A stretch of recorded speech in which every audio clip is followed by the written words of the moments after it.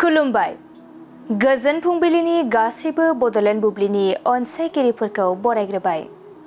दिनै 10 अक्ट'बर शुक्रबारनि फानजामुथिखौ फरायथिनो लादों आं उदांस्रि मोसाहारिया। फानजामुथिनि गिबियाव दं मेष राशि। नोंथाङा धोरोमनि बेरेखा हाबा मावफ्लांगोन, नखराव असान्थि जागोन। बृष राशि।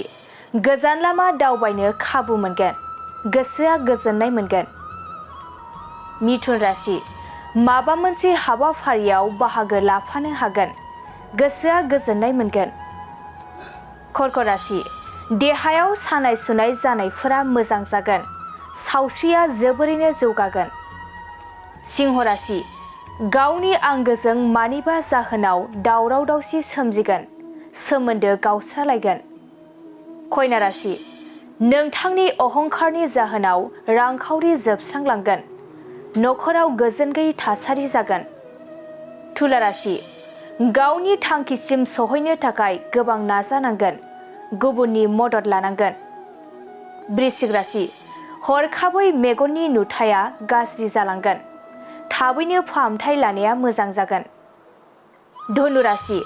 देहानि बेराम आजारफोरा जोबस्रांलांगोन, देहाया गोग्गो थासारियाव फैफिनगोन। मकर राशि। नोंथांनि गथ'आ गोरोन्थि हाबा मावनानै साजा मोनगोन, दुखु दाहाजोंनो साना बारलांगोन। कुम्भ राशि। गावनि आंगोखौ गोबावनि उनाव लोगो मोनगोन, गोसोआ रंजाखांगोन। मीन राशि। नोंथाङा गोब्राब नाजानायनि मोजां फिथाइखौ मोनफुंगोन, बिमानि सुखु फैगोन। दिनै सानसेनि राशि फरायथिनायाबो एसेनोसै। आसा खालामो नोंथांनि दिनैनि साना मोजाङै मोजां थांगोन, बेखौ बड'लेण्ड बुब्लि नखरनिफ्राय मिजिंथिबाय। गोजोन्थों। बाजाज बाइक सालायनो मोजां मोनग्रा रायजो राजाफोरनि थाखाय मोनसे गोजोनथाव खौरां। सेरफांगुरि बाजाज श'रुमा फुजा 2024 धामाका अफार होगासिनो दं।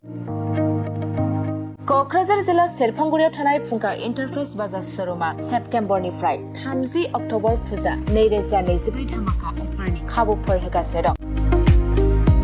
नोंथांमोना सेरफांगुरियाव थानाय फुंखा इन्टारप्राइज बाजाज श'रुमाव खुंफुंजानाय फुजा धामाका अफाराव फैनानै नोंथांनि लुबैनाय बाजाजनि बाइकखौ लांफैनो हागोन। रायजो राजाफोरनो फुंखा इन्टारप्राइज बाजाज श'रुमा लाबोनाय अफारफ्रानो जाबाय 5 litre petrol free pressure cooker, free helmet, एक्सचेन्जनि एभेलेबल, लोगोसे केस होनानै बाइक बायगिरिफोरनो 1000 रां केसबेक हरफिननाय जागोन।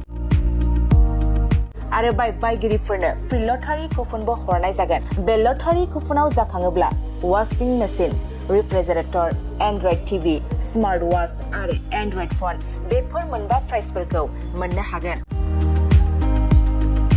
नोंथाङा आबुङै मिथिबावनो थाखाय 6038 171 91 9101 5980 21 आरो 9101 5478 92 जानबुं नाम्बाराव खौरां लाहरनो हागोन।